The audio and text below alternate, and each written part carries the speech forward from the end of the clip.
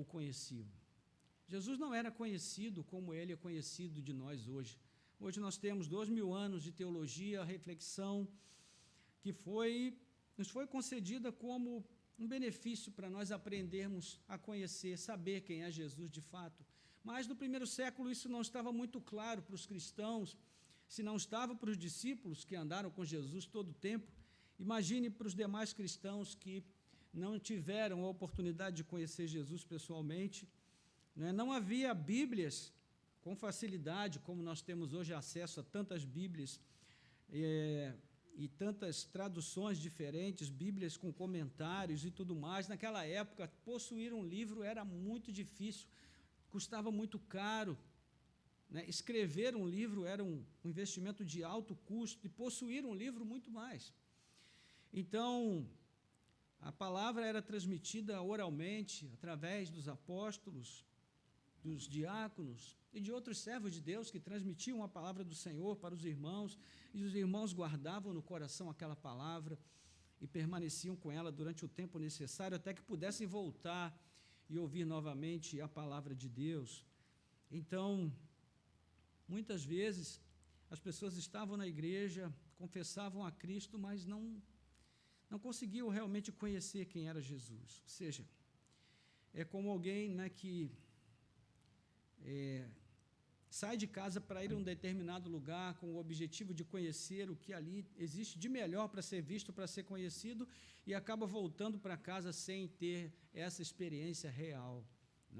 Então, é o que tem acontecido com muita gente até hoje, mesmo tendo à nossa disposição tantos recursos para conhecer a Cristo, quantas pessoas estão hoje na igreja que não conhecem Jesus realmente? Quantas pessoas, quantos cristãos ainda hoje tiveram uma experiência com a igreja, mas não tiveram uma experiência com Jesus? E você sabe que é diferente, Uma experiência com a igreja é uma coisa boa, a gente faz amizade, a gente trava conhecimento com pessoas interessantes, pessoas que nos ajudam, que fortalecem, que nós desenvolvemos com elas boas amizades, mas se nós não conhecemos a Cristo, a nossa vida não é transformada. E se a nossa vida não é transformada, então, tanto faz nós estarmos na igreja ou qualquer outra agremiação humana, o efeito será o mesmo sobre as nossas vidas, será um efeito passageiro, e quando nós nos cansarmos dos relacionamentos, nós vamos embora. Mas quando nós conhecemos a Cristo, irmãos, quando Cristo realmente é revelado aos nossos corações, então, como Simeão, o texto que nós lemos no início, nós não queremos ver mais nada, porque já vimos tudo que tinha para ser visto, já conhecemos tudo que havia para ser conhecido. E a carta aos Hebreus, ela foi escrita para revelar aos cristãos, naquele período já mais para o final do primeiro século, onde havia uma aura de apostasia sobre a igreja do Senhor já. Então, o autor ele tem o objetivo de mostrar para essas pessoas quem é o Jesus que elas estão confessando, no qual elas estão crendo, para que com isso elas sejam encorajadas, fortalecidas, sejam estimuladas a seguir em frente apesar dos desafios. Então, a carta foi escrita a essa comunidade de cristãos que vieram do judaísmo e do paganismo também, ali, como nós falamos, já para o final da segunda metade do primeiro século, e os comentários se dividem sobre o tempo da escrita dessa carta. Alguns acreditam que as evidências internas mostram que foi antes de 70 depois de Cristo, para outros a data seria lá por volta de 90 em diante, mas isso não é importante para determinar a nossa compreensão da mensagem. O fato é que os destinatários da carta viviam em um período difícil para a igreja. Havia perseguição, o ambiente era hostil à fé, havia também a disseminação de certas doutrinas que ameaçavam a saúde da igreja, o bem-estar teológico e espiritual dos irmãos. E nesse cenário, então, muitos estavam se deixando abater e outros até influenciar pelos ensinos falsos que estavam levando muitos irmãos a retornar às práticas do velho judaísmo, e também a demasiada consideração de certos elementos diria até, não espirituais, mas místicos, no sentido negativo da palavra, né?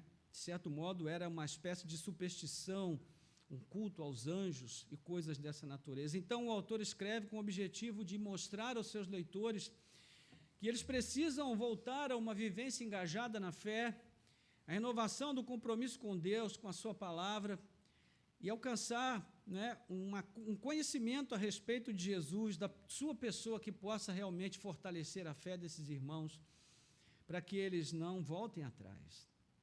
Então, é como se ele estivesse dizendo para eles: olha, vocês precisam conhecer a Jesus. Porque se vocês não conhecerem quem é esse Jesus a quem vocês estão confessando, vocês não vão conseguir chegar ao final da jornada. Então, o autor aos Hebreus apresenta Jesus como cumprimento, como a pedra de remate do edifício de salvação que Deus edificou no mundo, e ele vai ser destacado aqui especialmente como sumo sacerdote da nova aliança. Aí o nosso texto de referência, ele faz parte do prólogo da carta. No prólogo, o autor ele vai mostrar ali as ideias principais que vão ser desenvolvidas como um todo, e também é isso que o autor aos Hebreus faz aqui. Ele traz uma visão geral daquilo que vai ser esmiuçado mais tarde. Então, nós vamos ler a partir do verso 1 até o verso 3, e depois vamos orar, ok? Diz assim a palavra do Senhor: antigamente, Deus falou muitas vezes e de muitas maneiras aos pais pelos profetas, mas nestes últimos dias nos falou pelo Filho, a quem constituiu herdeiro de todas as coisas e pelo qual também fez o universo. O Filho, que é o resplendor da glória de Deus, a expressão exata do seu ser, sustentando todas as coisas pela sua palavra poderosa, depois de ter feito a purificação dos pecados, assentou-se à direita da majestade nas alturas. Amém. Vamos orar. Nosso Deus e Pai, graças te damos pela tua palavra, que é viva, poderosa, eficaz, e pode, ó Deus, tirar, afastar toda a sombra, toda a névoa do nosso coração, para que nós possamos conhecer a Cristo e dele sermos conhecidos, porque de fato este, Senhor, deveria ser o nosso grande objetivo nesta vida, conhecer a Cristo, pois ele é a única pessoa no universo da qual ninguém pode abrir mão de conhecer, porque quem não conhece a Jesus não terá vida. Quem não conhece a Cristo terá apenas vida física, temporal, mas não terá vida eterna, vida abundante, que só Cristo tem para dar. Então, que nessa noite o Senhor possa revelar Jesus aos nossos corações, de uma maneira nova, Senhor, que nós ainda não o percebemos, para que nós saiamos daqui mais esclarecidos, ó Deus, mais encorajados, mais animados, mais comprometidos com esse Jesus. O seu senhorio em nossas vidas, o seu domínio sobre nós, a sua vontade soberana sobre as nossas vidas, nós te pedimos e te agradecemos, em nome de Jesus. Amém.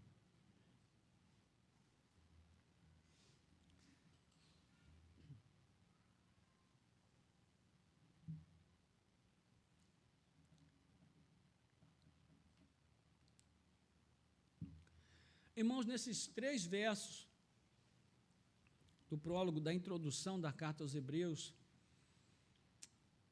a impressão que nós temos é que o autor está com pressa de iniciar logo o assunto principal da sua carta, que é Jesus, e por isso ele renuncia às formalidades iniciais, como saudação, que eram comuns nas cartas daquela época.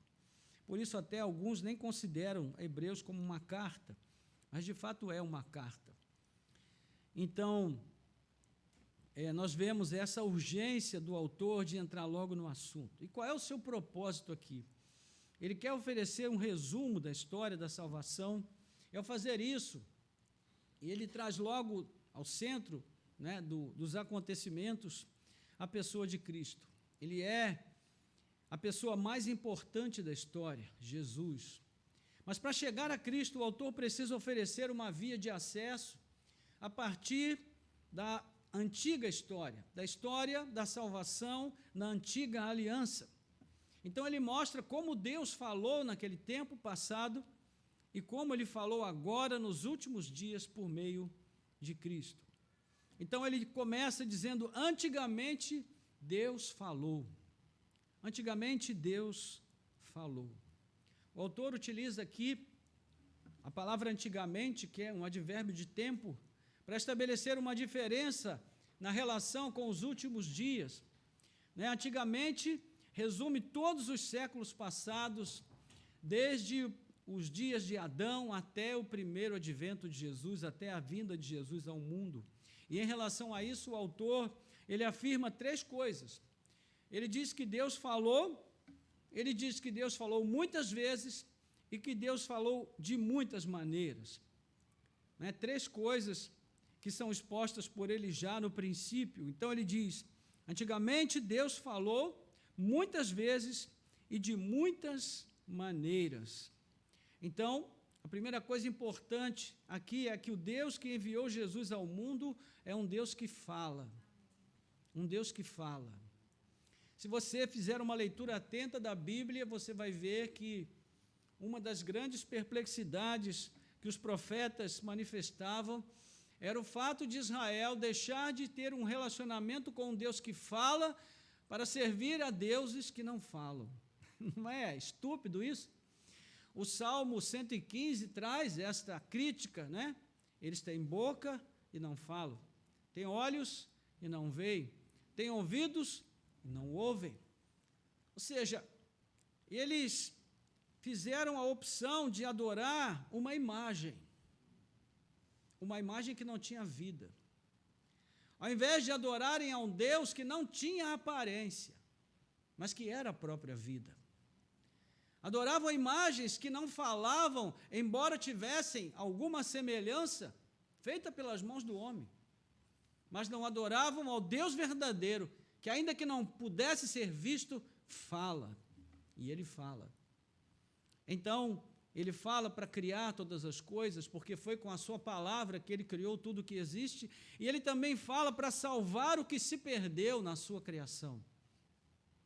Então, esse é o primeiro ponto importante. Nosso Deus é um Deus que fala.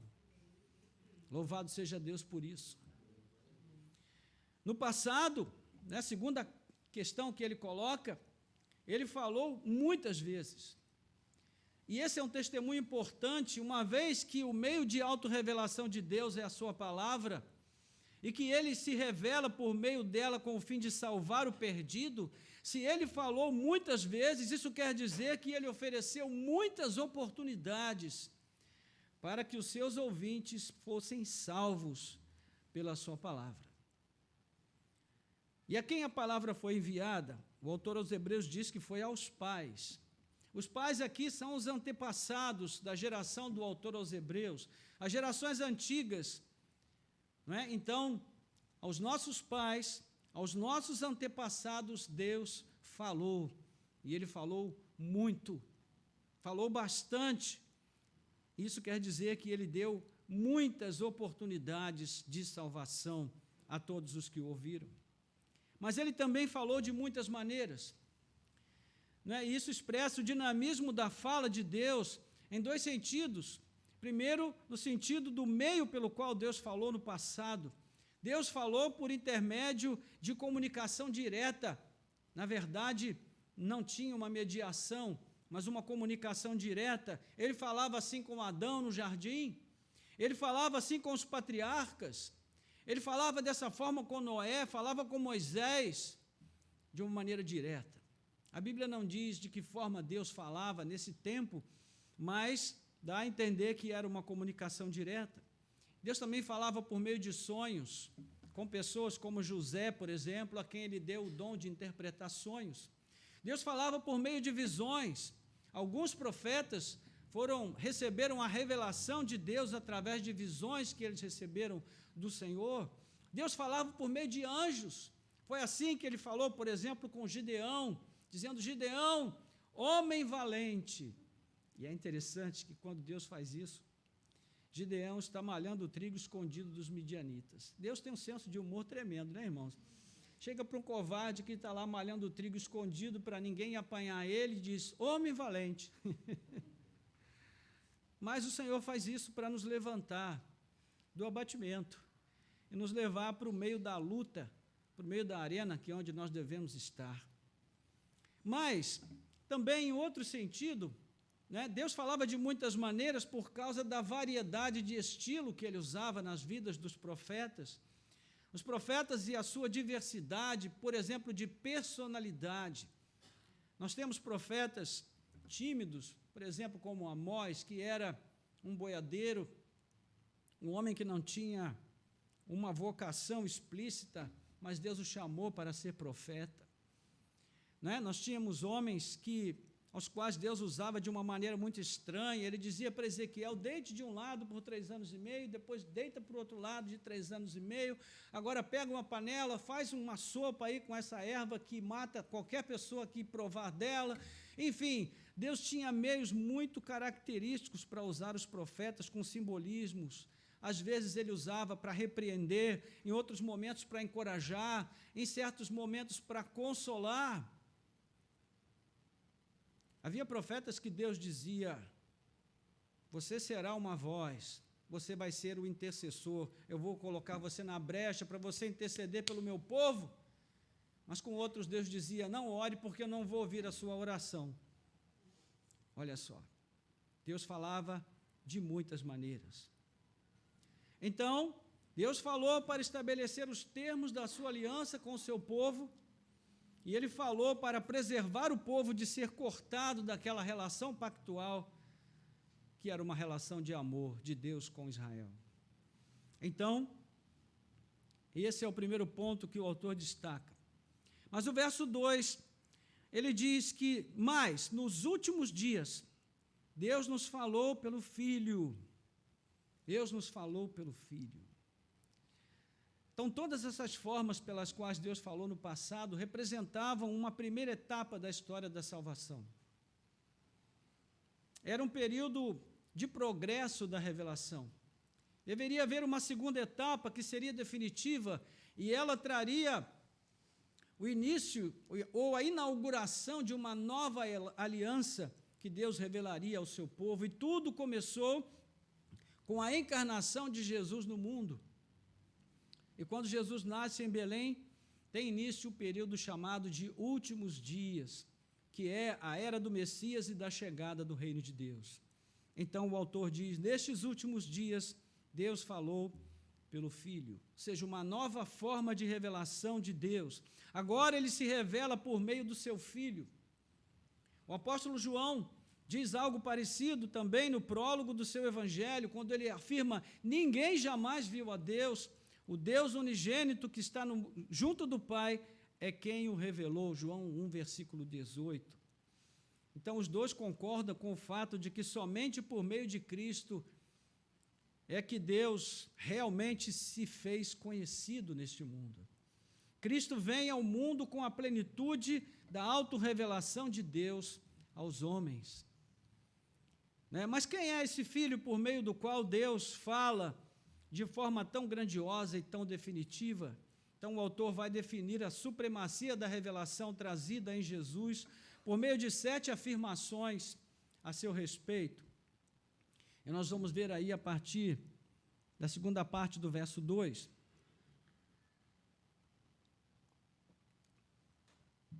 A primeira coisa que ele diz é que Jesus foi feito herdeiro de Deus. Deus constituiu Jesus o herdeiro de todas as coisas. Herdeiro em que sentido? Hoje pela manhã, nós vimos como Lucas anuncia o nascimento de Jesus como primogênito de José e Maria. Vimos isso em Lucas 2, versículo 7. Sugerindo ali o direito de Jesus ao trono de Davi. Mas a primogenitura mais exaltada de Jesus diz respeito ao Pai Celestial. E nesse sentido, ele é o primogênito de toda a criação. Não porque ele foi primeiro criado antes de tudo, porque Jesus não foi criado, ele existia eternamente com o Pai, como o seu unigênito, gerado eternamente. Então, essa posição exaltada foi reafirmada após ele ter concluído a sua obra redentora neste mundo, quando ele voltou para o Pai e recebeu, como herança, recebeu como seu prêmio, como a sua recompensa, todas as coisas da parte de Deus. Além disso, ele é o Filho único, o herdeiro único, legítimo, porque participou efetivamente da própria criação junto com o Pai. O que nos leva à segunda afirmação, que diz que por meio do Filho, o Pai fez o universo. Versículo 2, segunda parte. Ele constituiu o herdeiro de todas as coisas e pelo qual também fez o universo. Então, é interessante observar a dinâmica descritiva do autor dessa carta, porque ele vai fazendo um encadeamento de ideias e formando um mosaico em torno da pessoa de Cristo. Lá na frente, ele vai afirmar que Deus criou o universo por meio da sua palavra, capítulo 11, versículo 3. Então, enquanto aqui nós o vemos dizer que o Pai criou o universo por meio do Filho, ou seja, a palavra é o Filho. O Filho é a palavra criadora de Deus. E, de novo, a mesma conexão feita pelo Evangelho de João, que diz que Jesus é a palavra que estava no princípio com Deus, a palavra que era Deus, e tudo foi feito por meio da palavra. João capítulo 1, versículos 1 a 3, ou seja, o Pai é Deus, o Filho também é Deus, ele é o Criador, ele é a palavra através da qual Deus criou todas as coisas. E isso também vai ser afirmado a seguir, na terceira afirmação do autor, no versículo 1, aliás, no versículo 3, primeira parte, onde ele diz que o Filho, que é o resplendor da glória de Deus, o resplendor da glória de Deus. Então, meus irmãos, o autor aos Hebreus está mostrando que Cristo, ele não revela a Deus apenas como um reflexo. Cristo não é a lua, Nós sabemos que a lua reflete a luz do sol, mas ela não tem luz em si mesma. Não, Cristo não é a lua. Cristo é o próprio sol, junto com o Pai. Ele resplandece a glória do Pai, assim como o sol transmite luz, irradiação e calor, porque a luz, irradiação e calor fazem parte da constituição do sol. Então, Cristo irradia a glória de Deus, porque é a glória de Cristo também. Ele faz parte da glória, porque ele é um com o Pai e com o Espírito. Então, assim Cristo resplandece a glória, o brilho, a luz radiante do próprio Deus, porque ele é Deus. E ele disse isso de si mesmo: eu sou a luz do mundo. Quem me segue não andará em trevas, pelo contrário, terá a luz da vida. João capítulo 8, versículo 12, e também capítulo 12, versículo 46. A quarta afirmação dele, aqui no verso 3, segunda parte, é que Jesus é a expressão exata do ser de Deus. Isso aqui é extraordinário, irmãos. Ele diz que Jesus é a expressão exata do ser de Deus. Nós, como seres humanos, nós podemos, muitas vezes, pela graça de Deus, podemos gerar filhos gêmeos, e às vezes são gêmeos idênticos. Mas quando nós percebemos as características de cada um deles, nós vamos ver que eles não são tão idênticos assim. Eles não são tão exatamente iguais. Mas Jesus é exatamente igual a Deus. Ele é a única imagem de Deus vista neste mundo. Paulo vai dizer isso, ele é a imagem do Deus invisível. Colossenses capítulo 1, versículo 15. Certa vez ele disse aos discípulos: quem me vê, vê o Pai. Quem disse isso? De novo, João 14, 18, 12, 45. Jesus não é uma caricatura de Deus, mas ele é o próprio Deus encarnado. A quinta afirmação é que Jesus sustenta todas as coisas por sua palavra poderosa. Versículo 3, terceira parte. Então, assim como ele estava no princípio com Deus, a palavra criadora de tudo, assim ele também sustenta, ele mantém em funcionamento, em ordem, dentro de propósitos eternos, todas as coisas que existem.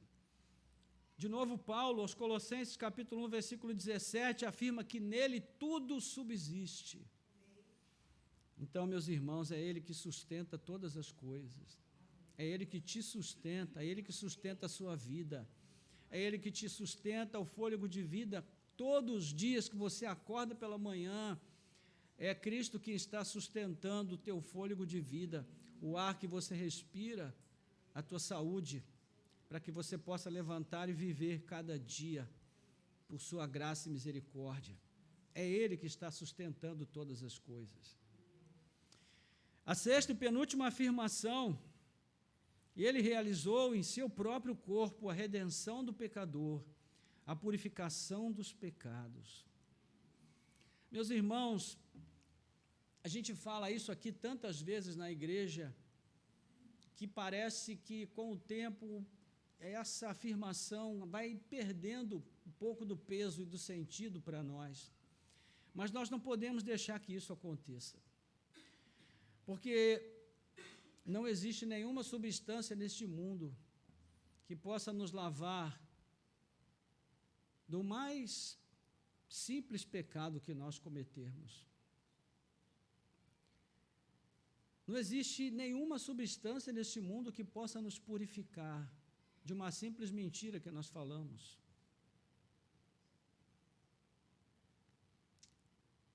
Mas o sangue de Jesus é poderoso para nos redimir de todo pecado. Por mais feio, por mais abominável, e é isso que as pessoas não entendem.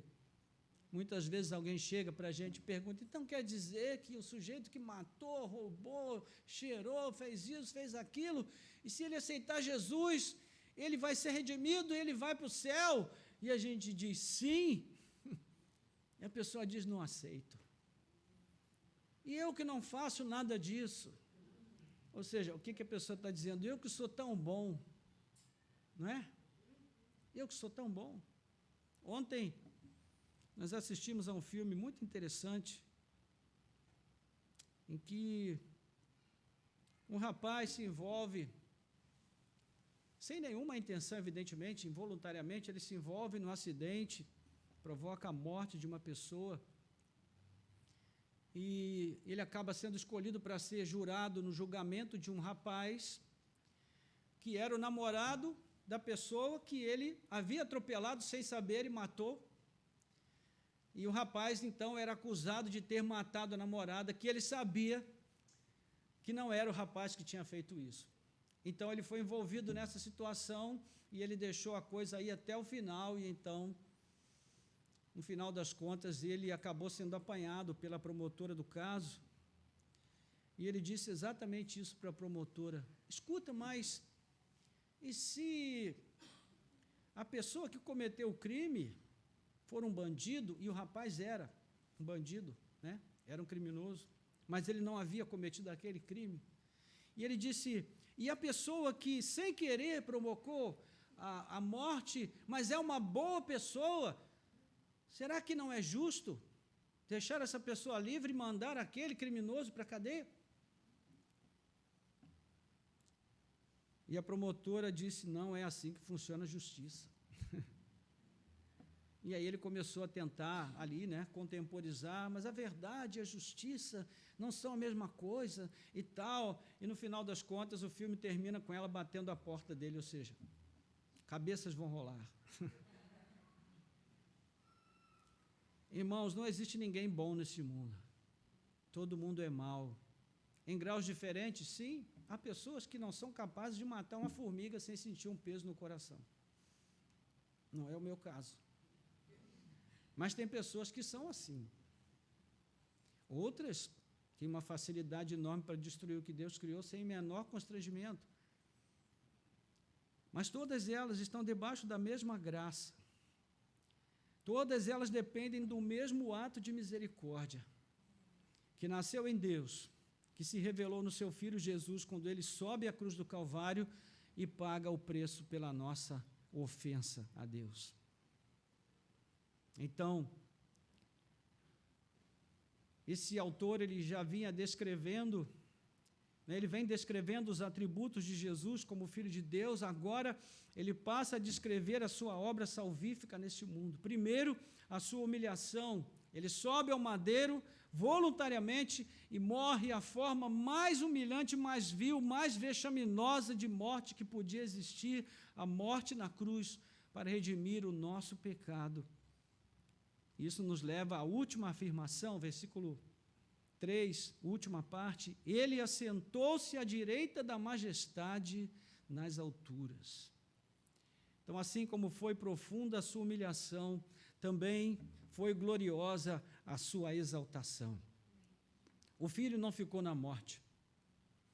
A cruz não foi o fim para ele, mas foi o meio pelo qual ele consumou a sua obra terrena, que foi designada pelo Pai. Mas ao terceiro dia ele subiu de entre os mortos e foi elevado ao seu lugar legítimo, à mão direita de Deus Pai, de onde ele há de vir para julgar os vivos e os mortos. Então aqui o autor completa o seu resumo da história da salvação. É extraordinário como ele consegue resumir em 3 versículos tudo aquilo que Jesus realizou, tudo aquilo que Cristo significa para nós dentro do propósito salvífico de Deus. Em 3 versos, não é? Em relação ao Pai, ele é igual, porque ele é o Deus Filho, a exata expressão do seu ser. Em relação às formas de revelação do passado, ele é a revelação mais completa, perfeita da divindade. Em relação a nós, ele é infinitamente superior, ele é o único verdadeiro Filho amado de Deus, mas ele se fez igual a nós, ao vir a este mundo em fraqueza humana como a nossa fraqueza. Ao mesmo tempo, sem deixar de ser Deus, para nos resgatar dos domínios do pecado e da morte. E daqui em diante o autor vai descrever como, por tudo que foi apresentado neste prólogo, Jesus é superior, né? E é o que diz o verso 4, ele começa dizendo que Jesus, tendo se tornado tão superior aos anjos, herdou mais excelente nome do que eles. Porque os anjos foram criados por Deus, mas Jesus é o Filho gerado na eternidade. E a partir daí, o autor vai mostrar que Cristo é superior aos anjos, a antiga ordem sacerdotal é superior a Moisés, o seu sacrifício é superior e definitivo em relação a todos os demais já oferecidos no passado, a sua aliança é superior àquela celebrada no passado, embora esteja ligada a ela. E, consequentemente, ele pode nos oferecer um caminho melhor até a presença do Pai. E por ele nós podemos ter acesso ao Santo dos Santos e oferecer sacrifícios de louvor e adoração ao Deus vivo e verdadeiro. Louvado seja Deus. Então, irmãos, a conclusão que nós chegamos dessa carta, o autor aos Hebreus está dizendo aos seus leitores cansados, temerosos, tentados a voltarem a antigos rituais e obras mortas, ele está dizendo: olhem para Jesus. Olhem para Jesus. É exatamente dessa forma que ele termina a carta, dizendo: olhem para Jesus, o autor e consumador da nossa fé, para que vocês não desanimem, para que vocês não se cansem. Olhem para Jesus, olhem para Ele. Ele é o autor e consumador da fé. Na verdade, não seria muito dizer que ele é o autor da própria história da salvação, porque todas as Escrituras testificam dele. Ele é o centro de tudo. E desde Gênesis capítulo 3, versículo 15, ocorre a primeira promessa relacionada à vinda do Filho de Deus. E desde então, todas as gerações esperam este Messias, que na plenitude dos tempos vem e nasce na pessoa daquela criança, que foi gerada por Maria e nasceu em Belém da Judéia. Então, irmãos, a título de aplicação, gostaria de deixar apenas 3 pontos de reflexão para nós. O primeiro deles é que nós precisamos olhar de novo a história da salvação.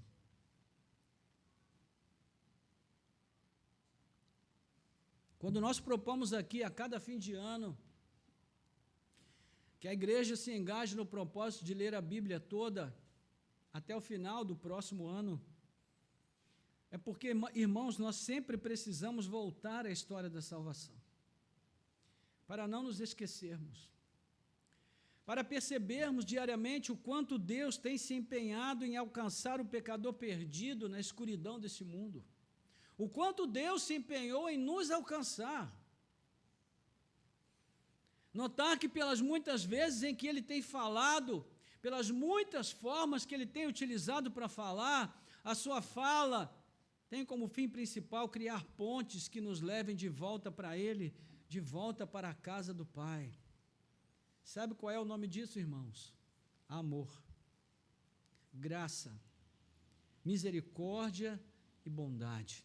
O nosso Deus é um Deus que fala com amor, Ele fala com graça, Ele fala com misericórdia, Ele fala com bondade. Por isso, o autor aos Hebreus, um pouquinho mais à frente, capítulos 3 e 4, ele diz: por isso hoje, se vocês ouvirem a voz do Senhor, não endureçam os seus corações, como fizeram os seus pais lá no passado. Deus falou, mas eles não quiseram ouvir. Deus está falando de novo. Então, que nós possamos ter ouvidos para ouvir o que Ele está falando, acolher a sua palavra em nossos corações, não é? É o que precisamos, irmãos. Segundo ponto de reflexão, o que Deus faz e o que Ele faz em nosso favor é uma demonstração máxima desse esforço.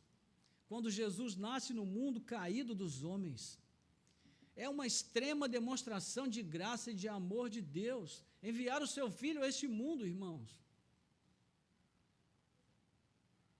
Você teria coragem de enviar o seu filho a uma área de conflito, a uma área de gangues? Você teria coragem de enviar o seu filho a um lixão para procurar alguma coisa? Você teria coragem de enviar o seu filho a um contexto que oferecesse risco, perigo para ele? Você não faria isso, nem eu. Mas Deus fez.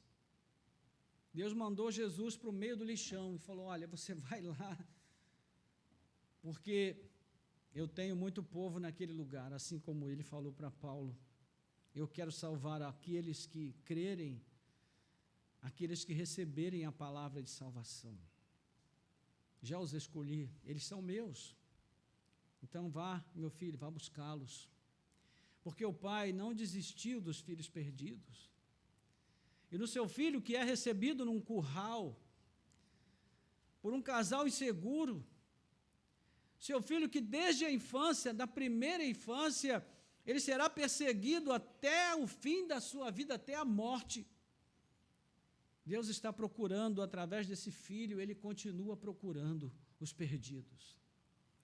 É o pai da parábola que todo fim de tarde, como diz a música do Estênio, vai até o portão esperando ver o filho querido voltar para sua casa. Certa vez ouvi uma ilustração muito emocionante, falando a respeito, contando uma história inspirada na parábola do filho pródigo, dizendo que o filho queria voltar para casa, mas estava sem graça, porque achava que o pai não iria recebê-lo. Então, o filho manda uma carta para o pai, dizendo: pai, olha, eu quero voltar para casa, mas eu sei que o Senhor não tem motivos nenhum para me receber pela forma como eu saí, mas eu te peço que o Senhor me receba como um dos teus trabalhadores, nem quero ser recebido como filho. Então, se o Senhor permitir que eu volte, por favor, coloque um lençol, né, em tal ponto, assim, da cidade, e eu vou saber que o senhor quer que eu volte para casa. E aí, né, diz a ilustração que o filho, no dia marcado, pegou o trem e foi, seguindo a viagem, esperando ver o lençol que o pai, se o aceitasse de volta, teria colocado no lugar combinado. E então, à medida que o trem anda, ele começa a ver um lençol, depois ele vê outro lençol, e vê outro, e vê outro, e vê outro, e o pai tinha colocado lençóis em toda a maior parte do trilho do trem, mostrando para o filho que ele não queria só recebê-lo, mas que ele queria muito receber o filho de volta. É uma ilustração bonita, não é? Que fala do quanto Deus nos ama e do quanto Ele está disposto a nos receber de volta em casa. Assim como Ele fez uma festa para receber aquele filho que estava perdido, foi achado, Ele também deseja fazer uma festa sempre que nós voltamos para Ele, depois de termos saído para gastar os bens que Ele nos deu de uma maneira tão estúpida, tão inconsciente, tão ingrata, tão inconsequente. Mas Ele sempre está esperando que a gente volte. E o Natal é um tempo de voltar, irmãos. É um tempo de voltar para a casa do Pai. É um tempo de voltar para Deus, de voltar para Cristo. E, por fim, o Natal também é um tempo de escuta.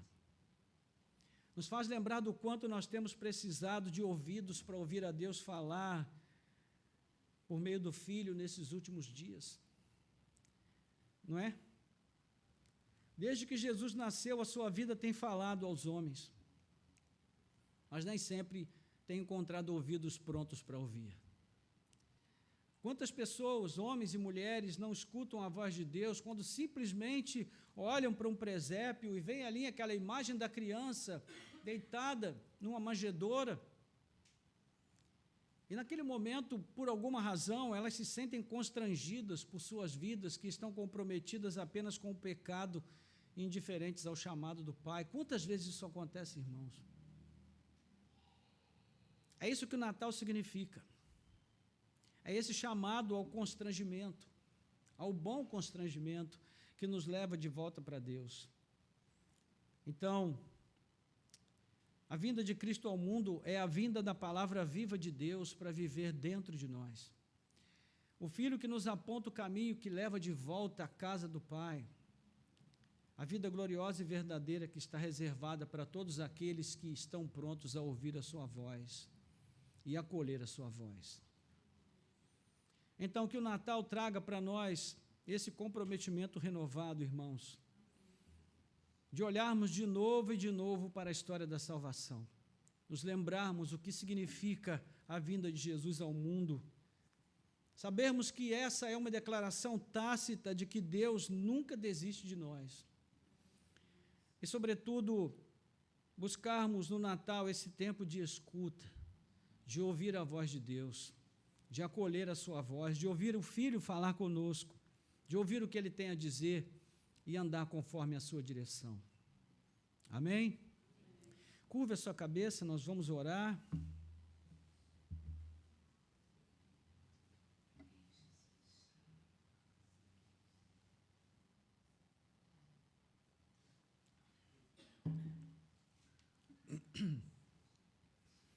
Existe uma antiga canção de Natal, vou tentar cantá-la aqui, se você souber, você me ajuda.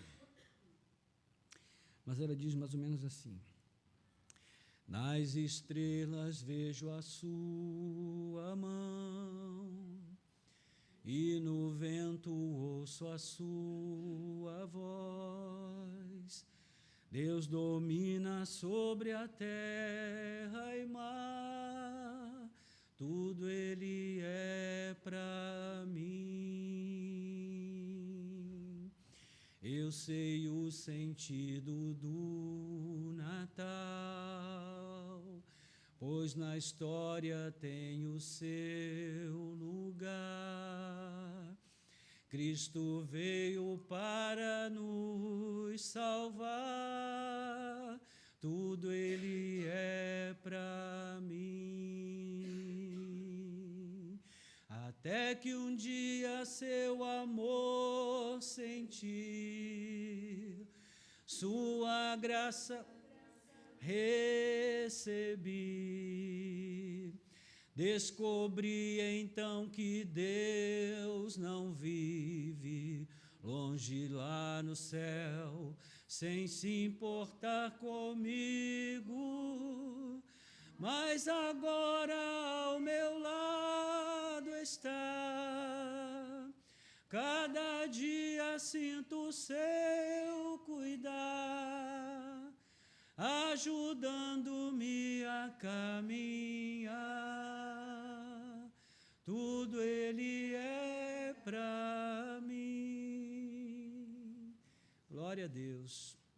É isso, irmãos. Deus não vive longe. Ele veio para se importar conosco, para nos buscar, para nos levar de volta à sua presença. Obrigado, Senhor. Obrigado, Senhor, por relembrarmos mais uma vez a história da salvação, por voltarmos, ó Deus, ao texto sagrado e nos lembrarmos do que o Natal significa para nós. Ó Deus, não é comida, não é bebida, ainda que isso seja bom, ainda que seja bom celebrar com a família, termos ali o que comer, ó Deus, o que celebrar. É bom, Senhor, reunir a família em torno de uma mesa, conversar, trocar a vida, a experiência, mas o melhor de tudo é saber qual é a razão de tudo isso. Saber que Cristo veio ao mundo para mostrar que o Senhor não se escondeu da tua criação, embora a tua criação tenha se escondido do Senhor.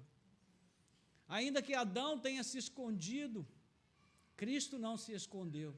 Ele se expôs, ele veio a este mundo, ele viveu entre nós, mas sem pecado.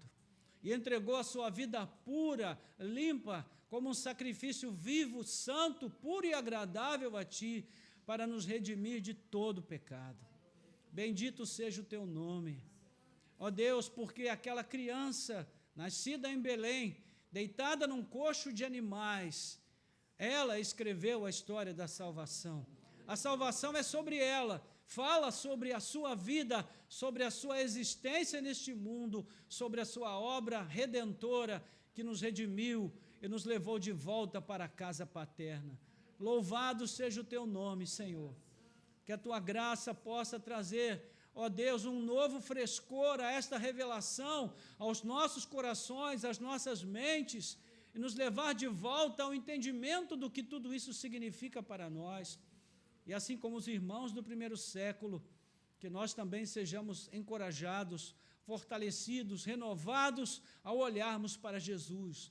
Que nós possamos olhar para Ele de novo, de novo e de novo, e a cada dia nos lembrarmos, ó Deus, nos recordarmos e voltarmos para a história da salvação, entendendo que o Senhor não se esquece de nós, não desiste de nos salvar, em pensarmos que esse tempo é um tempo de escuta, de ouvir a tua voz, de ouvir a voz de Cristo que fala diariamente aos nossos corações, mas nem sempre nós paramos para ouvir o que Ele tem a nos dizer. Então dá-nos ouvidos, Senhor, para ouvir a Cristo, dá-nos ouvidos para ouvir o Teu Espírito, a Tua palavra, a Tua vontade. Bendito seja o Teu nome, Pai. Que o Senhor conceda, Pai, a cada um dos nossos irmãos aqui presentes e aqueles que são parte da nossa comunhão, mas por alguma razão não estão aqui, que o Senhor possa revelar em cada coração as alegrias de um Natal consciente, um Natal que sabe, que celebra, mas que sabe o que celebra e por que celebra. Ó Deus, então, que seja assim, nós te pedimos e te agradecemos, em nome de Jesus. Amém. Amém. Louvado seja Deus.